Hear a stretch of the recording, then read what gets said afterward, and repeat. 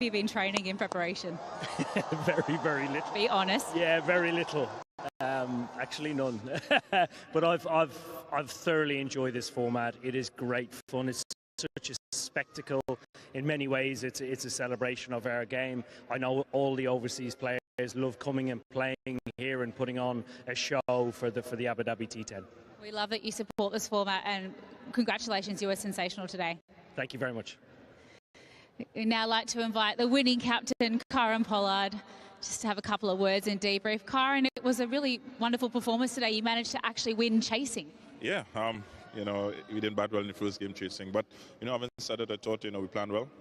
We brought in a couple of guys. Obviously, Romero had to go back, you know, for emergency. So we had to bring in a couple of guys and, you know, guys that they didn't know and I didn't think they would have planned for, and they actually came out and they did well.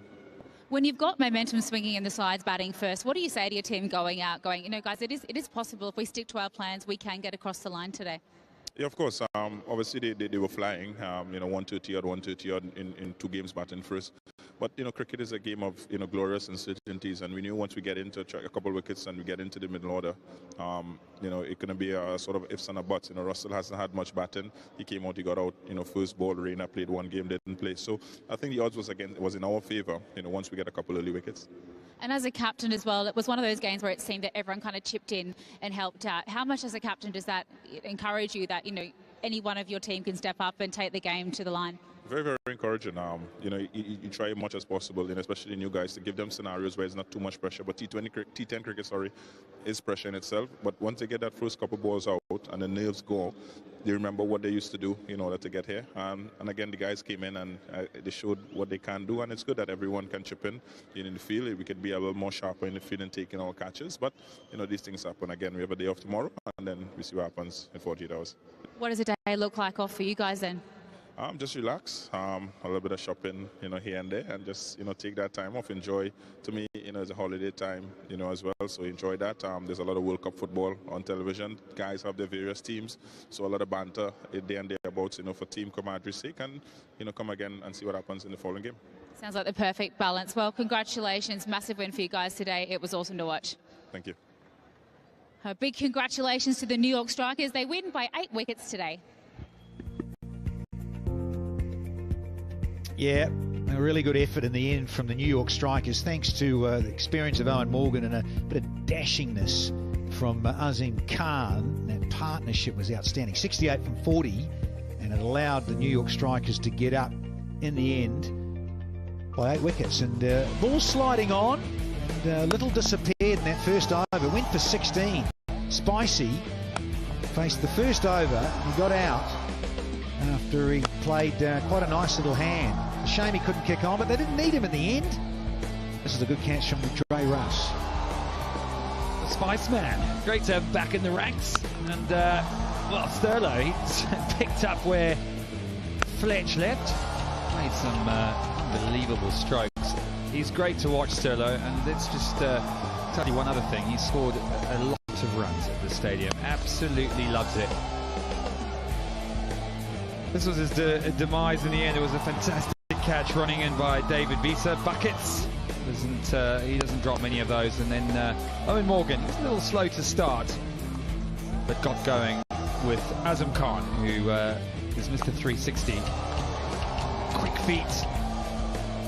Nimble, but he's got a lot of power as well. They timed this to absolute perfection.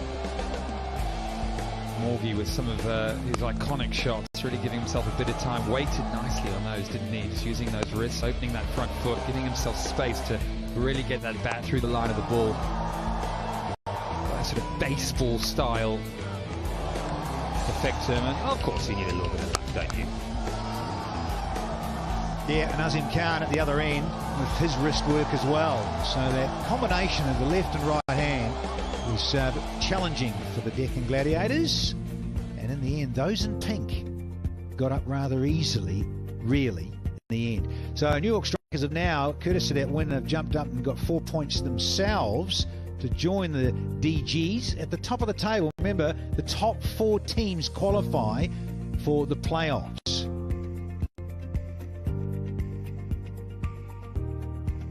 Match match 10 just around the corner. Team Abu Dhabi in yellow versus those in maroon, which is the Northern Warriors here at Abu Dhabi.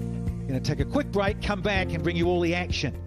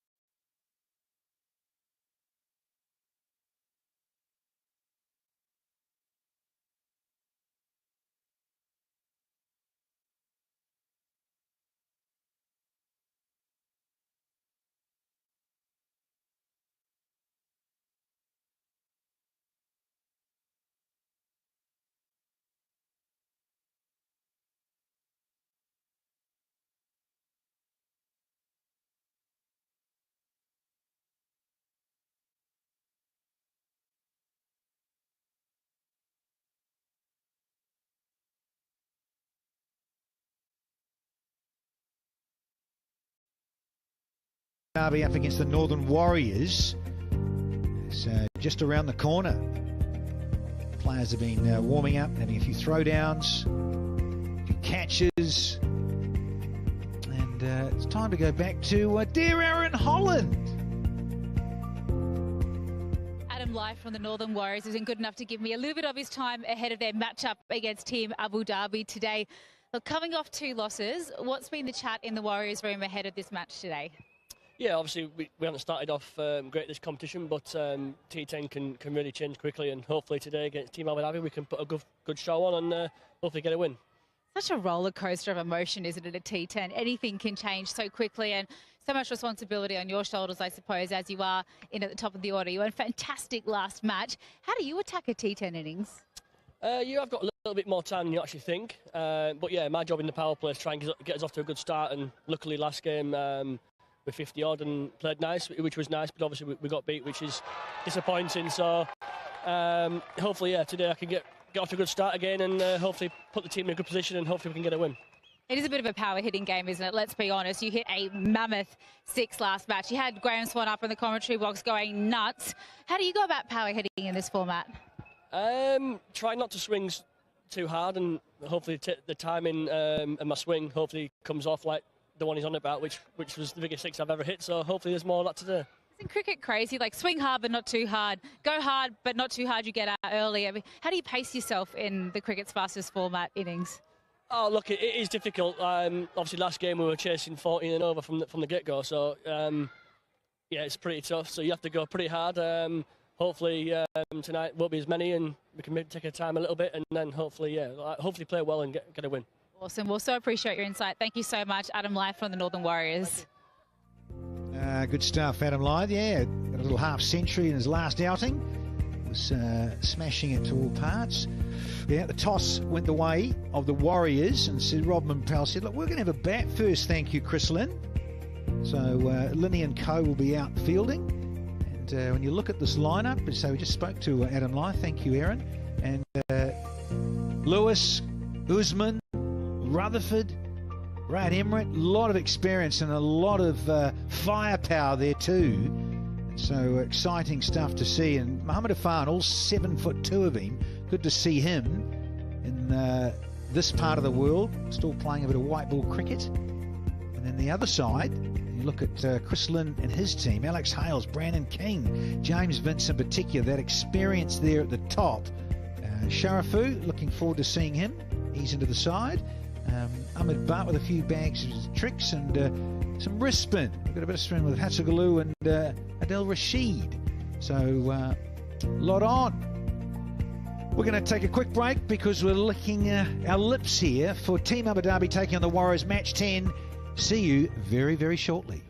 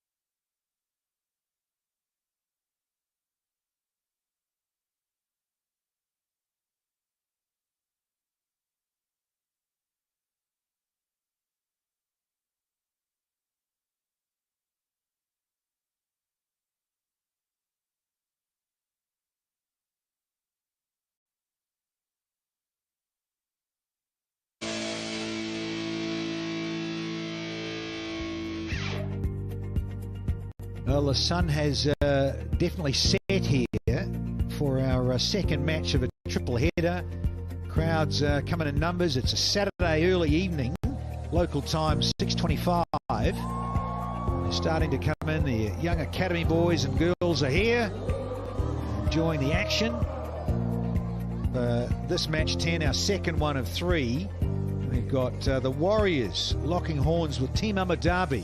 Chris Lynn's team in yellow. Going to be out in the middle as a group, and Rodman Powell and his mates will get their bats out and try and go boom. Let's see what they can produce, given that the first game was 109 for 7, played 110 for 2. So I think it's a better pitch than that. I just think if the top order can get going, if your first 3 can get the majority of the runs batting first, then look out.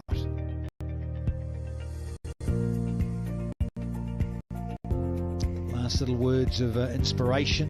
The tall figure of Alex Hales, can he get going in the run chase? We're looking forward to Kennar Lewis cutting loose with Adam Lyth. Lyth, as I say, with that half century in his last outing. He had a pretty good time of it, and he got a little smashing time in terms of out in the middle. Think about Lyth's 51 from 22. Lewis got 19 off 12, and they were well short in the end, 114 for 5, trying to track down 139. That's what was scored first. This guy needs to get going tonight. He had a little bit of a cameo, but such a big striker. Good evening, Danny. Good evening to all our viewers. It's quite stunning out there. Temperatures perfect for game 2 tonight. him live. Yeah, he's